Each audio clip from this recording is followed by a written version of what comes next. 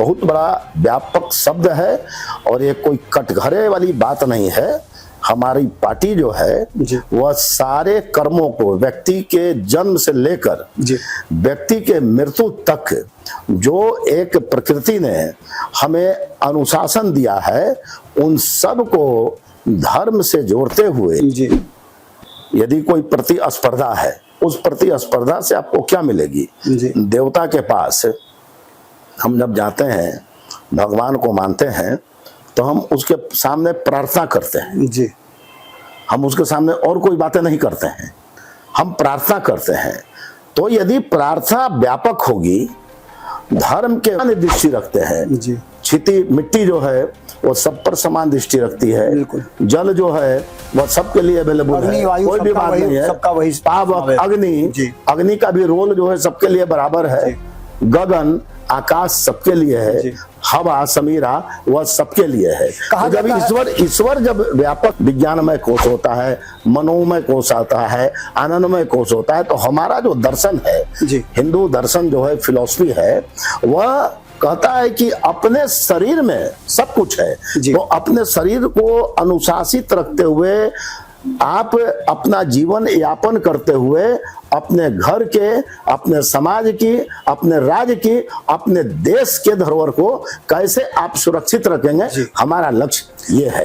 एक परंपरा हो कि हम सुबह में 2 मिनट हनुमान चालीसा से ही पढ़ के अपने पूरे दिन के दिनचर्या को हम यदि निर्वहन उसका करें तो बहुत अच्छी बात है। यदि सभी मंदिरों में 5 मिनट के लिए सुबह सुबह यदि हनुमान चालीसा का पाठ होगा तो कितना सुंदर होगा। और पंजीकृत सबसे पहले जो हमारे जितने मठ और मंदिर हैं, तो उनकी जो कार्य प्रणाली है वह किस प्रकार से जो कॉमन मिनिमम प्रोग्राम कर सकते हैं, तो ये सब डिपेंड करता है कि उनका रिसोर्स क्या है। तो यदि मान लीजिए कि कोई मंदिर है, नोरमा ग्रुप, जो सोचता है वो करता है, आपके अपने सपनों का आशियाना। नमस्कार, एक बार फिर से आपका बहुत बहुत स्वागत करते हैं। हमारे बगल में रणवीर नंदन जी हैं। इनसे बात करने से पहले मैं आपको एक श्लोक सुनाता हूँ। यदा यदा ही धर्मस्य ग्लानिर्भवतु भारत अभ्युत्थानम् धर्मस्य तदात्मानं सृजाम्यहम्। जब जब धर्म की बात होती है तब तक नया सृजन होता है, और धर्म जब भी किसी ऐसी जगह जाकर के फंसता है तो उसको बाहर निकालने के लिए, उबारने के लिए कोई ना कोई आता है। अक्सर राजनीतिक खबरों में आपने हमारी बातें सुनी होगी, और विश्लेषणों में हम राजनीति की ही चर्चा करते हैं। लेकिन आज एक ऐसी चर्चा हम करने के लिए बैठे हैं जहां 80% लोग इस बात को लेकर के कह रहे हैं, और जिस पार्टी से ये आते हैं उस पार्टी का मकसद भी है, हालांकि सभी को लेकर के चलना है, लेकिन सनातन की बात ज़्यादा करती है। और रणवीर नंदन जी को कल ही रात में एक नोटिफिकेशन हुआ है जिसमें धार्मिक न्यास बोर्ड का अध्यक्ष बनाया गया है, कमेटी का गठन हुआ है। और उसके बाद से ये बातें अब आम जनमानस में है कि एक ऐसे व्यक्ति को ये पद मिला है जो धर्म और आस्था से बहुत संबंध रखता है।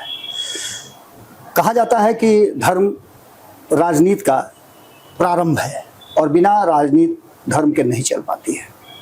सनातन परंपरा का ये देश भारत सभी को अपने आप में समेटता है। एक बड़ी जिम्मेवारी के साथ रणवीर नंदन जी आज से शुरुआत करेंगे। उस शुरुआत के पहले क्षण में सबसे पहले तो इनका आपका बहुत बहुत स्वागत करते हैं। धन्यवाद। एक बड़ी जिम्मेवारी मिली है, और ऐसे समय में मिली है जब चुनाव भी है, और कहा जाता है कि धर्म को लेकर के आपकी पार्टी अक्सर कटघरे में खड़ा रहती है। इसके सामंजस्य को कैसे बिठाया गया? देखिए, आपने जो धर्म की बातें कही, तो धर्म कभी कटघरे में नहीं रहता है। धर्म शब्द एक व्यापक मतलब की विषय है। आप देखते होंगे कि गृहस्थ के साथ क्या है, गृहस्थ धर्म। शिक्षा के साथ क्या है, शिक्षा धर्म। राजनीति की बात करते हैं, राजनैतिक धर्म। यदि आप व्यवहार की बात करते हैं तो व्यवहारिक धर्म। धर्म इतना व्यापक शब्द है कि इस शब्द का मतलब है कि हम अपने जीवन शैली में प्रकृति ने जो हमारे जीने के आयाम बनाए हैं, और प्रकृति ने धर्म के रूप में जो एक अनुशासन सभी क्षेत्रों में दिया है, उसका पालन करना ही धर्म है। इसलिए ये बहुत बड़ा व्यापक शब्द है और ये कोई कटघरे वाली बात नहीं है। हमारी पार्टी जो है वह सारे कर्मों को व्यक्ति के जन्म से लेकर व्यक्ति के मृत्यु तक जो एक प्रकृति ने हमें अनुशासन दिया है, उन सब को धर्म से जोड़ते हुए एक जो हमारा एक दर्शन है, हमारा जो सनातन धर्म का दर्शन क्या है?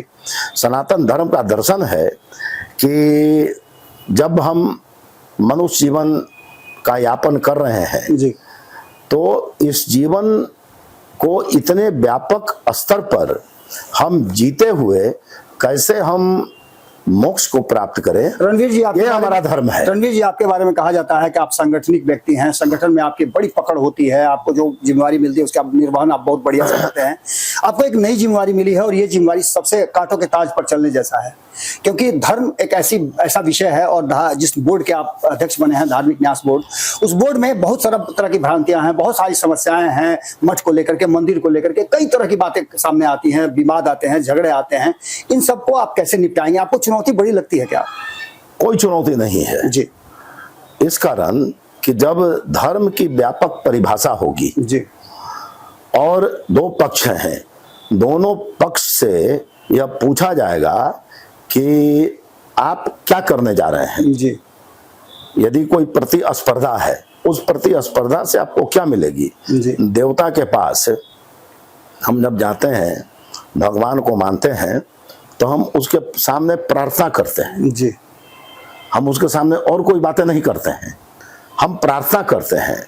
तो यदि प्रार्थना व्यापक होगी, धर्म के मर्म को समझाने वाला व्यक्ति यदि व्यापक होगा, तो हमें लगता है कि इस विषय पर कहीं कोई विवाद नहीं होगा और धार्मिक न्यास जो है वह प्रयास करेगा कि जहां भी यदि इस तरह की कोई क्या बोला जाता है, विवाद होगा नहीं, जो महत्वाकांक्षाएं टकरा रही है जी।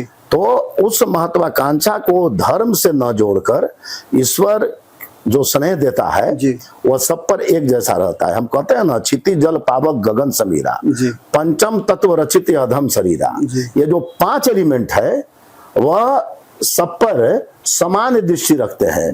क्षिति मिट्टी जो है वो सब पर समान दृष्टि रखती है, जल जो है वह सबके लिए अवेलेबल है, कोई भी बात नहीं है, सबका वही पावक अग्नि का भी रोल जो है सबके लिए बराबर है, गगन आकाश सबके लिए है, हवा समीरा वह सबके लिए है। तो जब ईश्वर जब व्यापक तत्व है वह सबके लिए है, यह बात आप समझाएंगे, मतलब समावेश करके आप अपने इस पद का सदुपयोग करेंगे, कोई उसमें विवाद नहीं होगा। एक बड़ा सवाल है, कल रात से ही जब से ये नोटिफिकेशन हुआ है और जब से ये जानकारी मिली है कि धार्मिक न्यास बोर्ड का भी गठन हो गया है, उसके अध्यक्ष रणवीर नंदन बनाए गए हैं, तब से कई लोगों का फोन आ रहा है, लगातार चर्चाएं हो रही हैं, कहा यह जा रहा है कि बहुत बड़े पद के व्यक्ति थे, इनको बड़ी जिम्मेवारी मिलनी चाहिए थी, ये छोटी जिम्मेवारी आपके लिए है। कहीं ऐसा तो नहीं कि चुनावी रणनीति को देखते हुए रणवीर नंदन को इस जिम्मेवारी को दिया गया है कि वो सारी चीजों को एक जगह ला करके सूत्र में पिरो देंगे धर्म के नाम पर?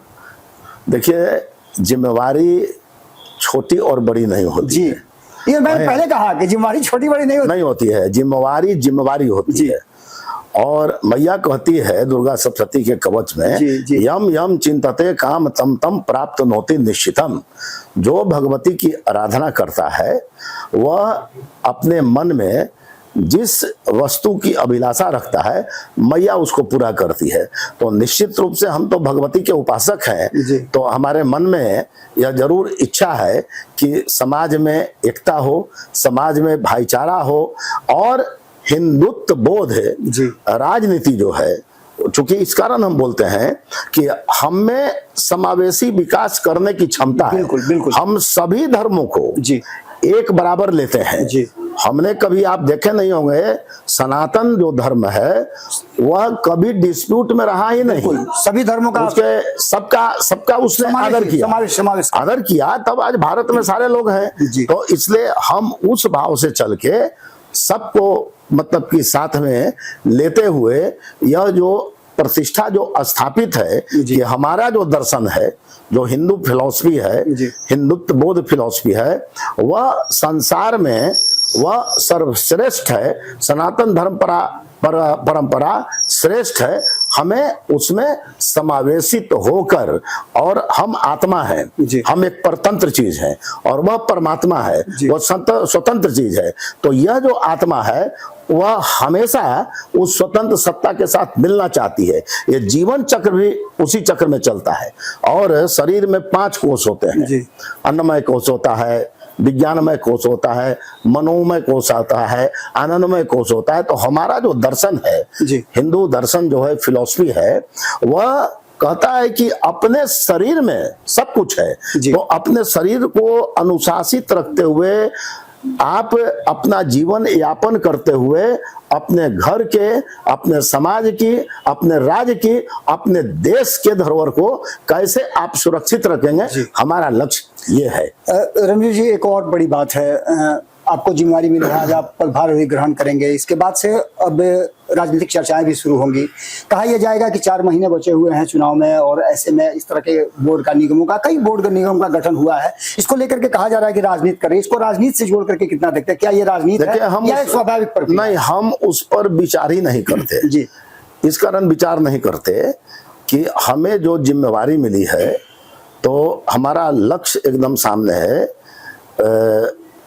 जो हमें जिम्मेवारी मिली है, उस जिम्मेवारी को कैसे अच्छे प्रकार से वहन करके समाज में एक मतलब कि शांति स्थापित करना, और समाज को में एक साधकत्व का गुण कैसे आवे, उस पर विचार करना हमारा ये लक्ष्य है। धर्म के आचरण पे लोगों के चलने की, और जब हम धर्म का आचरण करेंगे तो सारा चीज, चाहे वो दिन का दैनिक रहन सहन हो, चाहे वह राजनीति हो, चाहे वह पढ़ाई हो, चाहे वह खेल कूद हो, चाहे वो पूजा पाठ हो, जब हम धर्म का अनुसरण करेंगे तो मनुष्य जीवन में जितने ये इवेंट हैं वो अपने आप सुचारू गति से चलने लगेंगे। यही हमें प्रयास करना है। आप धार्मिक प्रवृत्ति के रहे हैं। अक्सर भारतीय जनता पार्टी में यह सवाल खड़ा होते रहा है कि जब अजान होता है तो हनुमान चालीसा का पाठ भी होना चाहिए। आप धार्मिक न्यास बोर्ड के अध्यक्ष बने हैं, आप पदभार ग्रहण करेंगे, क्या आप इस बात की भी घोषणा करेंगे अपने बोर्ड के माध्यम से कि हर मंदिरों में जो हनुमान चालीसा का पाठ है वो नियमित रूप से हो? देखिए, ऐसा है कि यहाँ कोई कंपैरिजन नहीं है जी। अजान होता है तो उससे हमको कहाँ कोई अंतर पड़ता है जी। लेकिन आप देखते होंगे कि बहुत से मंदिर में सुबह में वेद पाठ होता है जी। बहुत से मंदिरों में संस्कृत के जितने श्लोक हैं वह प्रातः स्मरणीय श्लोक बोले जाते हैं। तो निश्चित रूप से यदि सारे मंदिर में एक परंपरा हो कि हम सुबह में 2 मिनट हनुमान चालीसा से ही पढ़ के अपने पूरे दिन के दिनचर्या को हम यदि निर्वहन उसका करें तो बहुत अच्छी बात है। यदि सभी मंदिरों में 5 मिनट के लिए सुबह सुबह यदि हनुमान चालीसा का पाठ होगा तो कितना सुंदर होगा। और धार्मिक न्यास बोर्ड के अध्यक्ष इसकी पहल करेंगे? निश्चित रूप से करेंगे। और आपको पता भी है कि क्या है हनुमान चालीसा में। हनुमान चालीसा में है कि लिखा हुआ है, और देवता चित्त न धरहि, हनुमत से ही सर्व सुख करहि जी। और देवता जल्दी प्रसन्न नहीं होते हैं, लेकिन हनुमान मेहनत करता है, लेकिन हनुमान जी तुरंत प्रसन्न होते हैं। तो वो भी प्रातः काल में यदि हनुमान चालीसा का पाठ प्रत्येक सनातनी अपना एक जीवन में ढाल ले, बना ले, दिनचर्या का हिस्सा बना ले, बहुत अच्छी बात होगी। आप ही के इन जवाबों में से एक सवाल निकल के आया है जो बहुत ही मौजूद सवाल है और लगातार इसकी चर्चा भी हो रही है। आपने देखा होगा कि अलग अलग धर्म के विद्यालय हैं, पढ़ाइयाँ होती हैं, लेकिन हमारे यहाँ जो वेद विद्यालय है उसकी संख्या कम है और उस पर बहुत ज्यादा ध्यान नहीं दिया जाता है, जिससे हमारी सनातन परंपरा, हमारे जो वेद हैं, पुराण हैं, उनका संग्रह और उसको जानने वाले लोगों की कमी धीरे धीरे होती जा रही है। क्या इस पर भी आपका तवज्जो होगा और आप वेद विद्यालयों पर विशेष फोकस करेंगे? नहीं, निश्चित रूप से हमारे जो पंजीकृत सबसे पहले जो हमारे जितने मठ और मंदिर हैं तो उनकी जो कार्य प्रणाली है जी, वह किस प्रकार से जो कॉमन मिनिमम प्रोग्राम कर सकते हैं जी, तो ये सब डिपेंड करता है कि उनका रिसोर्स क्या है। तो यदि मान लीजिए कि कोई मंदिर है और मंदिर जो है कि सक्षम है कि हम वेद विद्यालय चला सकते हैं, वेद पाठी लोगों को तैयार कर सकते हैं, तो निश्चित रूप से उनसे बात की जाएगी कि आप ऐसा काम शुरू कर दें। एक वो काम, अंतिम प्रश्न मेरा, एक वो काम जो धार्मिक न्यास बोर्ड के अध्यक्ष के रूप में आप सबसे पहले करना चाहेंगे। देखिए, ऐसा है कि मैंने आपको पहले भी बता दिया जी कि किसी भी काम को प्रारंभ करने के पहले एक स्ट्रक्चर बनाना पड़ता है, मैपिंग करनी पड़ती है। तो अभी तो आज मैं अपना पदभार ग्रहण करूंगा और सारे जितने बोर्ड के मेंबर हैं सबके साथ पहले बैठ जाऊंगा, और बैठने के बाद जो कुछ सार्थक निर्णय आएंगे तो उनको हम लोग इम्प्लीमेंट करेंगे। चलिए, बहुत बहुत धन्यवाद और फिर से आपको बहुत बहुत बधाई। तो आपने सुना, रणवीर जी को लगातार धर्म से जुड़े रहे हैं, अपने भी पूजा पाठ खूब करते हैं। अभी भी आप देख रहे होंगे कि चुनरी और माला इन्होंने पहन रखी है, पूजा पाठ करके निकले हैं और आज ये पदभार ग्रहण करेंगे। एक बात तो तय मान के चलिए कि जब सनातन परंपरा से जुड़े हुए लोग किसी ऐसे जगह पर आते हैं जहां सनातन की रक्षा की जा सके, उसको आगे बढ़ाया जा सके, तो निश्चित रूप से फायदे तो मिलते हैं। इससे पहले भी हमने देखा है कि कई धार्मिक न्यास बोर्ड के जो अध्यक्ष रहे हैं उन्होंने बेहतर काम किया है। हम उम्मीद करते हैं कि रणवीर नंदन जी के देख रेख में ये धार्मिक न्यास बोर्ड बेहतर काम करेगा और हमारी सनातन परंपरा जो है उसको और ज्यादा बल मिलेगा और उसकी प्रसिद्धि बढ़ेगी। बहुत बहुत धन्यवाद, नमस्कार। अरुआ बिहार के राजनीति और बिहारियत से सरोकार रखेनी तो सब्सक्राइब बटन दबा के चैनल के सब्सक्राइब कर ली। ओजे एगो घंटी बा, ओकरा बटन दबा देला से कुल सटीक और मारक खबर रुआ मुफ्त में मिल जाई। अगर रुआ पत्रकारिता के हमनी के नया प्रयोग में सहयोग कर चाहतानी तो ज्वाइन बटन दबा दी। पेटीएम नंबर नोट कर ली 9386816700। धन्यवाद।